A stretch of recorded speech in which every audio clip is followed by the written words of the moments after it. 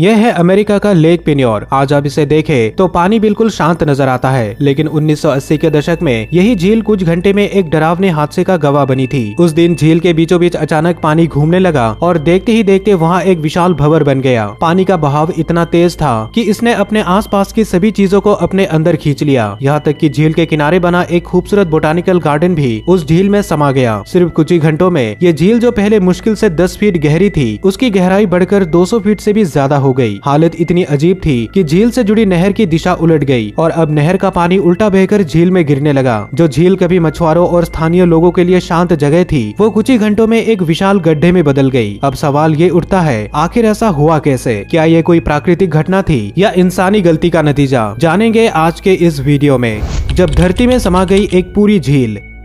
20 नवंबर 1980 की सुबह झील के बीचों बीच एक बड़ा ड्रिलिंग प्लेटफॉर्म लगा था। इसे मशहूर टेक्साको ऑयल कंपनी ने झील के नीचे छिपे तेल के भंडार को ढूंढने के लिए किराए पर लिया था। असल में इस झील के नीचे एक विशाल सोल्ट डोम यानी नमक का गुम्बद था। वैज्ञानिकों का मानना था कि ऐसे गुम्बदों के आसपास तेल की परतें मिलना आम बात है और जांच में यही संकेत मिले थे कि इसके किनारों पर भी भारी मात्रा में तेल छिपा हो सकता है। इसलिए उन्होंने यहीं पर ड्रिलिंग करने का फैसला किया। टीम में सब प्रोफेशनल और एक्सपीरियंस्ड वर्कर थे। उन्होंने पहले भी कई बार ऐसे प्रोजेक्ट्स पर काम किया था। उन्हें पता था कि यह काम खतरनाक है, लेकिन वे पूरी तैयारी और भरोसे के साथ काम पर उतरे। सुबह करीब 6 बजे का समय था। सब कुछ पहले की तरह नॉर्मल लग रहा था, लेकिन तभी ड्रिलिंग के दौरान अचानक दिक्कत आ गई। करीब 14 इंच मोटी ड्रिल लगभग 1200 फीट नीचे जाकर फंस गई। झील पर काम कर रहे मजदूरों के लिए ये कोई नई बात नहीं थी, क्योंकि ऐसा पहले भी कई बार हो चुका था। आमतौर पर थोड़ी मेहनत के बाद ड्रिल ढीली हो जाती और काम दोबारा शुरू हो जाता, लेकिन इस बार कुछ अलग था। उन्होंने बार बार कोशिश की, लेकिन ड्रिल हिली तक नहीं। तभी ड्रिल जोर से झटकी और मजदूरों को समझ आ गया कि कुछ गड़बड़ है। उन्होंने तुरंत प्लेटफॉर्म खाली करने का फैसला किया और अपनी नाव में बैठकर झील के दूसरे किनारे की ओर भागे। यही फैसला उनकी जान बचा गया। कुछ ही मिनटों में वो विशाल ड्रिलिंग प्लेटफॉर्म झुकने लगा और पानी में समा गया। देखते ही देखते पूरा ढांचा गायब हो गया। सबसे हैरानी की बात ये थी कि झील की गहराई सिर्फ 10 फीट थी, फिर भी इतना बड़ा स्ट्रक्चर पूरी तरह से निगल गई। तभी उन्होंने महसूस किया कि उनकी नाव खुद ब खुद पीछे की ओर खींच रही है, उसी तरफ जहाँ प्लेटफॉर्म डूबा था। तभी नाव के कप्तान ने तुरंत इंजन फुल स्पीड पर चला दिया और किसी तरह सबको झील के किनारे तक सुरक्षित पहुंचा दिया। लेकिन ड्रिलिंग प्लेटफॉर्म का डूबना बस इस तबाही की शुरुआत थी। असली तबाही तो अभी शुरू होने वाली थी।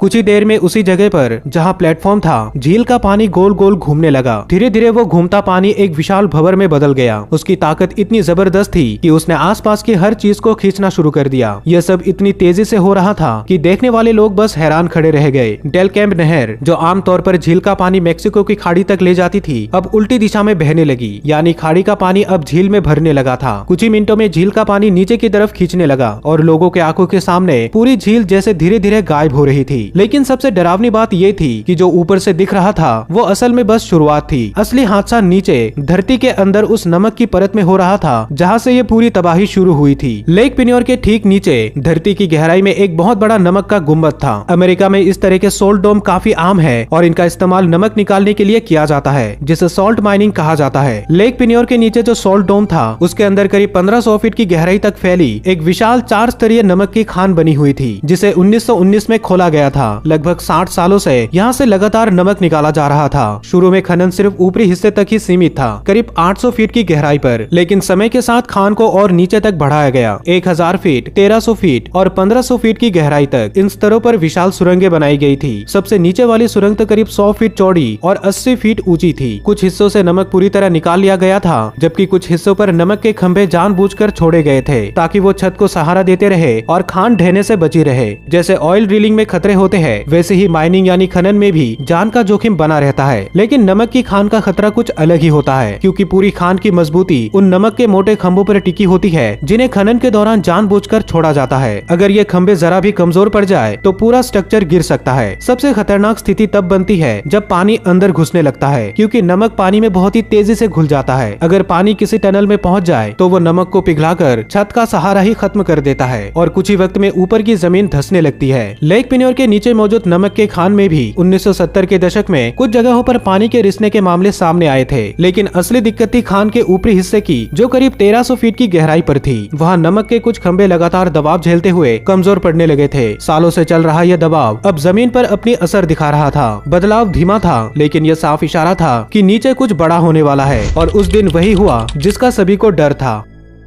20 नवंबर 1980 की सुबह यानी दुर्घटना के दिन सब कुछ बिल्कुल नॉर्मल लग रहा था। 55 वर्कर्स उस दिन की शिफ्ट के लिए माइन में उतर चुके थे, कुछ 1300 फीट और कुछ 1500 फीट की गहराई तक। हर दिन की तरह उन्होंने नमक निकालना शुरू किया, लेकिन कुछ देर बाद एक अजीब सी आवाज सुनाई दी। फिर उनमें से एक वर्कर आवाज की तरफ बढ़ा और देखा कि ईंधन के ड्रम आपस में टकरा रहे थे और उनके चारों तरफ घुटनों तक गंदा पानी फैल गया था। ये देखकर वे दंग रह गए कि पानी अंदर तक कैसे पहुंच गया। खान में पहले भी पानी रिसने की छोटी घटनाएं हो चुकी थी, लेकिन इस बार हालात अलग थे। उन्होंने तुरंत अलार्म बजाया। कुछ ही पलों में खान की लाइटें 3 बार चमकी। ये अंदर मौजूद सभी लोगों के लिए चेतावनी थी कि तुरंत बाहर निकलना है। लेकिन प्रॉब्लम ये थी कि सतह तक पहुंचने के लिए सिर्फ एक लिफ्ट थी जो बहुत धीमी चलती थी और एक बार में सिर्फ 8 लोगों को ही ले जा सकती थी। इसके बावजूद भी किसी ने घबराहट नहीं दिखाई। सबने शांति से अपनी बारी का इंतजार किया। जब एक ग्रुप ऊपर जाता तो बाकी नीचे इंतजार करते रहते। उसी दौरान कुछ वर्कर्स अपनी जान जोखिम में डालकर खान के अंदर के हिस्सों की तलाशी ली ताकि वहाँ कोई छूट ना जाए। समय और पानी दोनों के खिलाफ यह खतरनाक दौड़ थी, लेकिन किस्मत और ट्रेनिंग ने उनका साथ दिया। कुछ घंटों की अफरा तफरी के बाद सभी 55 वर्कर सुरक्षित बाहर निकल आए। ये किसी चमत्कार से कम नहीं था। उनकी जान इसलिए बच पाई क्योंकि हर कर्मचारी ऐसे सिचुएशन के लिए पहले से ही पूरी तरह तैयार था।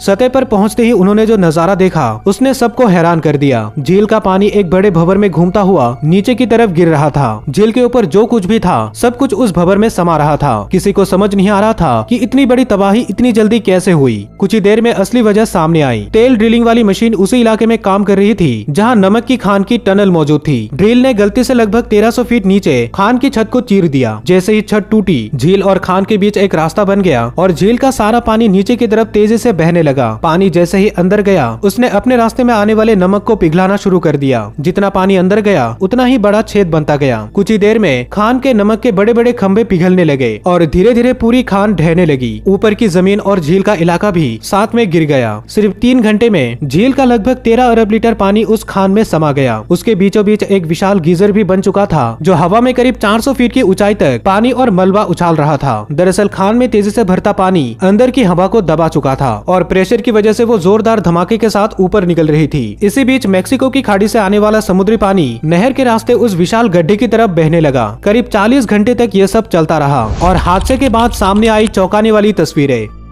धीरे धीरे पानी का लेवल बराबर हुआ और वो झील नहर से आते खारे पानी से भर गई। डूबे हुए चीजों में से कुछ सतह पर वापस आ गए, लेकिन ड्रिलिंग प्लेटफॉर्म, एक टग बोट, ट्रक और कई चीजें हमेशा के लिए मलबे में ही रह गई। सबसे बड़ी राहत ये थी कि किसी की जान नहीं गई, लेकिन झील और आसपास का इलाका पूरी तरह बदल चुका था। मीठे पानी की झील अब खारे पानी में बदल चुकी थी। पहले जहाँ इसकी गहराई 10 फीट थी, अब ये 200 फीट तक गहरी हो गई थी। इस पूरे बदलाव ने झील की इकोसिस्टम ही बदल दी। पुराने जीव और पौधे खत्म हो गए और आने वाले सालों में यहाँ मछलियों और पौधों की नई प्रजातियां उभरने लगी। लेकिन एक सवाल आज भी बाकी है, आखिर ऐसा कैसे हुआ कि ड्रिलिंग करने वाली टीम को ये पता ही नहीं चला कि वे सीधे नमक की खान के ऊपर ड्रिल कर रहे थे। अगस्त 1981 में एक रिपोर्ट जारी की गई, लेकिन वो रिपोर्ट भी इस सवाल का ठोस जवाब नहीं दे सकी। दरअसल ड्रिलिंग से जुड़ी सारी फाइलें और नक्शे उसी ड्रिलिंग प्लेटफॉर्म के साथ झील में डूब गए थे। कुछ एक्सपर्ट का मानना है कि ड्रिल शायद रास्ते में थोड़ी मुड़ गई थी और इसी वजह से गलती से टनल की छत से टकरा गई। लेकिन ज्यादातर एक्सपर्ट का मानना है कि असली वजह एक बड़ी कैलकुलेशन की गलती थी, यानी इंजीनियर्स ने ड्रिल पॉइंट गलत मापा और सीधे खान के ऊपर लगा दिया। अब क्योंकि असली दस्तावेज कभी मिले ही नहीं, इसलिए यह तय नहीं किया जा सका कि गलती किसकी थी। आखिरकार मामला अदालत तक पहुंचा, लेकिन टेक्साको यानी कि जिस ऑयल कंपनी ने ड्रिलिंग करवाई थी उसने अदालत के बाहर ही समझौता कर लिया। उन्होंने नुकसान झेलने वालों को मुआवजा देने पर सहमति जताई। खान के मालिकों को $32 मिलियन